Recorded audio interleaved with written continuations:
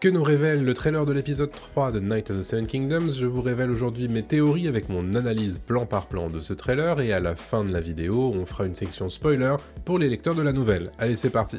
Premier plan de ce trailer sur ce qui semble être le campement de Duncan et Huff, et Duncan qui est en train de cuisiner des œufs. On imagine que c'est les fameux œufs d'oie qu'on voyait dans le Weeks Ahead trailer de la semaine dernière.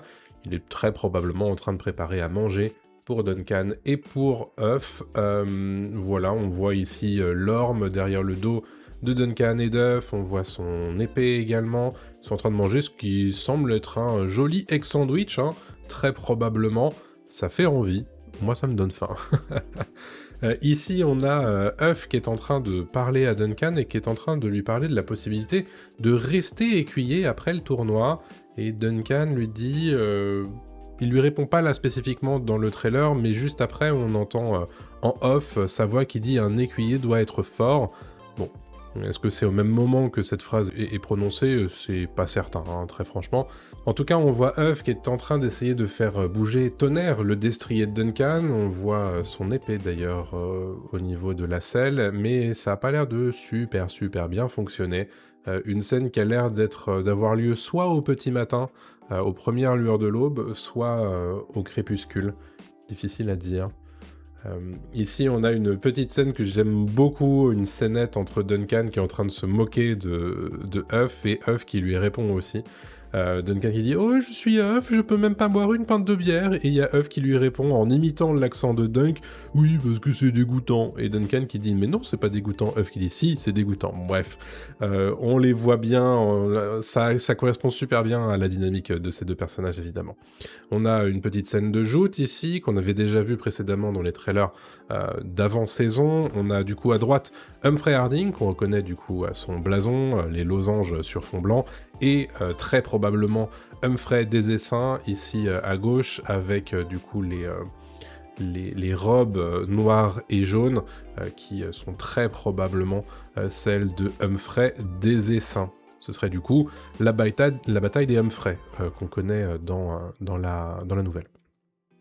On voit en tout cas que Duncan et Huff sont en train de regarder ces lices et sont très heureux de ce qui est en train de se passer, comme tout le public autour d'eux. Ça a l'air voilà, il y a l'air d'y avoir une bonne ambiance dans ce tournoi qui commence. On a cependant Raymond qui demande à Duncan est-ce qu'il a choisi un adversaire, s'il a déjà choisi un adversaire, et Duncan qui lui répond « Je suppose qu'Aerion et moi sommes des adversaires plutôt égaux », et Raymond là lui balance une énorme tirade sur les Targaryens. Aerion est vaniteux, il est cruel, les Targaryens sont des tyrans qui ont incendié nos terres, qui ont asservi notre peuple, ce sont des étrangers incestueux, Duncan. Et là, on a l'impression, en tout cas le trailer nous fait croire que Aerion est en train de regarder Duncan, et que Duncan est en train de regarder Aerion. Difficile de savoir si c'est vraiment le cas. En tout cas, Aerion est en train de partir en joute, ici, sur le terrain du tournoi. Est-ce que c'est contre Duncan, ou est-ce que c'est contre un autre adversaire? Le trailer essaie de nous faire croire en tout cas que c'est contre Duncan. Ici, on a une séquence intéressante puisqu'on reconnaît à droite le costume des gardes Targaryens qui semble avoir fait tomber un brasero à terre, et Duncan qui se dresse devant lui, mais qui regarde plutôt vers l'intérieur de ce qui semble être une tente. Évidemment, je ne vous spoil pas de quoi il s'agit pour les non-lecteurs, mais on se revoit juste après pour les spoilers avec les lecteurs. Ici, on a un plan avec Tancelle, qui, elle, est en train d'entrer très probablement dans la tente des marionnettistes. Elle regarde derrière elle. Qui est-ce qu'elle regarde? Est-ce que c'est Duncan? En tout cas, le trailer nous fait croire que c'est Duncan, mais évidemment, c'est pas du tout au même endroit, puisque là, il est sous la tente de Raymond Fossavoy, en toute vraisemblance, puisque on voit une pomme sur le pilier, là, en haut du pilier. Raymond qui est en tout cas en train de lancer sa fameuse diatribe face à Duncan. Avant de continuer, si tu aimes Knights of the Seven Kingdoms et l'univers de Game of Thrones en général, je te propose de t'abonner parce que je parle tout le temps de ça, et ça me fait plaisir évidemment d'avoir plus d'abonnés, et surtout, active la petite cloche pour ne rien rater de mes prochaines vidéos. En tout cas ici, on a la garde royale qui est en train de débarquer, on imagine qu'elle est en train de passer en dessous de la tribune royale et seigneuriale. On les voit en armure complète, leur cheval caparaçonné, Alors est-ce que c'est pour participer au tournoi ou est-ce que c'est pour gérer une problématique de l'ordre de protection de la famille royale? Ça, on peut pas trop le dire, mais il y a quelques plans qui sont assez intéressants par la suite. On voit en tout cas Gwen, la fille du seigneur Sandreguet, qui a l'air particulièrement choquée par ce qu'elle est en train de voir. Très probablement juste la lys qui est extrêmement dangereuse, hein, une joute qui aurait peut-être mal tourné. On voit en tout cas ici, c'est ce que je vous disais, est-ce que les gardes royaux ils viennent pour intervenir sur cette situation-là? Là, vous voyez qu'il y a des membres du peuple qui sont en train de sortir de leur barrière, de leur parkage, pour entrer à l'intérieur des lys. Alors, qu'est-ce qui s'est passé? Ça, on n'en sait rien du tout, mais ça justifierait peut-être l'intervention des gardes royaux. Ici, on a cette fameuse scène de Huff qui est en train d'emmener une lance dans la brume. Je l'avais déjà dit dans mon trailer Weeks Ahead, je crois, mon analyse du trailer Weeks Ahead, je pense que là, Huff, il est en train de s'entraîner à devenir un bon écuyer, comme on l'a vu à la fin de l'épisode 2. Il est un petit peu inquiet de ses propres capacités, et donc très probablement que la scène avec Tonnerre tout à l'heure sert à faire en sorte qu'il apprivoise le cheval. Et là, même chose, il essaie d'être, de s'entraîner à courir et à donner la lance à Duncan, très probablement. Ici, scène intéressante, puisqu'on a l'impression que c'est à nouveau un tournoi, ou au moins un duel. Je pense que c'est plutôt un tournoi, puisqu'on voit des gens tout autour, il y a un public. Mais on n'est pas du tout dans une scène du tournoi de Sandreguet. Donc, est-ce que c'est ailleurs? Est-ce que c'est un flashback? C'est très probable. J'ai regardé le blason me disait rien, et après je me suis dit, ok, c'est une porte qui est fermée, donc j'ai regardé un petit peu les blasons, les différentes armoiries des maisons de Westeros, et il y en a une qui correspond bien, c'est la maison Riesling, et il se trouve que Robin Riesling se trouve au tournoi de Sandreguet dans la nouvelle, donc il est probable que ce soit autour de lui que cette scène tourne. On a une petite scène qu'on avait déjà vue dans le Weeks Ahead trailer la semaine dernière avec Manfred Dondarrion à l'arrière-plan et Lionel Baratheon dans une scène à nouveau de beuverie. Cette fois, ils sont pas sous la tente de Lionel Baratheon, ça se voit. On voit ici un plan avec très probablement Duncan qui est en train de regarder son épée, ou plutôt l'épée de Sir Arlan, qu'on reconnaît évidemment avec le sou qui est frappé sur son pommeau.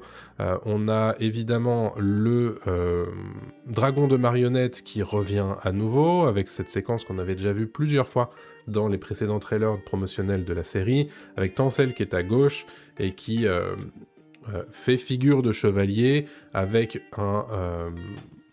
un bouclier qui du coup fait face au dragon tout simplement qui crache du feu. Et juste après, c'est suivi par cette séquence avec Aerion qui a très clairement la bouche ensanglantée, qui dit « Le dragon ne doit jamais perdre ». Énigmatique, bien entendu. On a un petit plan avec Huff qui est en train de tailler un bout de bois, puis Duncan qui lui dit « Va chercher mon armure ». Huff lui dit « Maintenant ?» Et Duncan il dit « Oui, maintenant ». Évidemment, le côté toujours un peu effronté de Huff par rapport à Duncan. Est-ce que c'est un écuyer qui fait vraiment le travail, on va dire, de façon enthousiaste? On n'a pas l'impression dans ce trailer de l'épisode 3.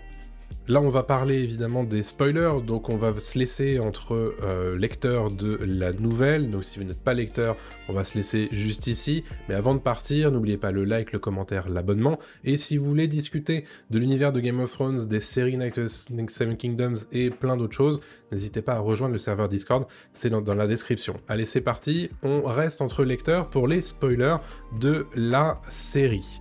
Comme vous le voyez, donc zone spoiler à suivre, je vous encourage évidemment si vous n'avez pas lu la nouvelle à me laisser ici avec le petit like, le commentaire et l'abonnement bien entendu. Bon, je vais commencer quelque chose, on va dire, d'assez tranché en termes d'avis. J'ai l'impression que HBO est en train de nous mentir avec son trailer de l'épisode 3.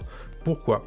Vous avez certainement été interloqué, comme moi, par le fait que Duncan mentionne Aerion comme potentiel adversaire.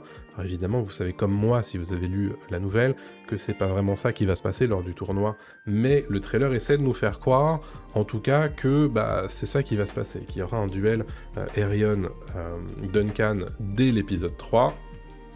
On voit bien Aerion à cheval et en armure dans l'épisode 3, mais Duncan ne sera pas son adversaire, vous le savez. À moins qu'il y ait un gros changement dans l'adaptation, ce qui n'est pas impossible. On peut imaginer, étant donné que la série est plutôt fidèle à son matériau original dans les 2 premiers épisodes, que c'est pas le cas. On le voit déjà avec Huff en train de regarder les joutes. Donc il est à l'extérieur, il est spectateur, il n'est pas en armure de chevalier. Il est en train de regarder, donc on imagine bien qu'il n'a pas choisi Aerion comme adversaire et qu'il ne concourra sans doute pas dans l'épisode non plus. Puisque, pour rappel, dans la nouvelle, le premier jour des joutes est dédié au seigneur de haut rang. Évidemment, Duncan n'en fait pas partie. On voit en tout cas la bataille des Humphrey, comme je le disais tout à l'heure. Donc voilà, on est sur le premier jour des joutes, ça c'est évident, et donc du coup Duncan ne participera pas. Ce qui explique très probablement que Aerion est très probablement en train ici de combattre Humphrey Harding. Là, on l'imagine en train de choisir son adversaire. Et donc c'est très probablement, si la série est fidèle à la nouvelle, Humphrey Harding qu'il va choisir. En tout cas, ça veut pas dire que la tragédie va pas approcher dans cet épisode 3, parce que bon, je vous le disais dans mon analyse sur l'ordre chronologique de la série par rapport aux 2 premiers trailers qu'on avait vus précédemment, que j'avais sortis fin décembre, que là, c'est très clairement le moment où il va y avoir quelque chose avec le spectacle de marionnettes. Je pense que ici, c'est un garde marionnette, enfin un garde Targaryen qui est en train de repousser la foule pour éviter qu'elle s'approche de ce qu'est en train de faire Aerion à l'intérieur de la tente des marionnettistes, et Duncan est en train de regarder ce qui se passe et va très probablement agir, comme on le voit juste après, avec Aerion la bouche en sang. Il a très probablement frappé le prince Targaryen et va donc subir son courroux, bien entendu. Et du coup, très probablement, on peut supposer que l'identité secrète d'Huff sera révélée juste à ce moment-là. Donc voilà ce que je pouvais dire sur cet épisode 3 à partir de son trailer. Vous voyez beaucoup de choses qui sont déjà révélées dans un trailer de juste 1 minute, mais voilà, au moins, contrairement au trailer de la semaine dernière, les gens qui ne savent pas ne sont pas spoilés. Que la semaine dernière, pour le coup, le trailer spoilait dans tous les sens. Que là, bon, on sait parce qu'on a lu, mais si on n'a pas lu, on ne sait pas. Donc c'est quand même une meilleure chose que ce qu'on avait vu dans le trailer de la semaine dernière.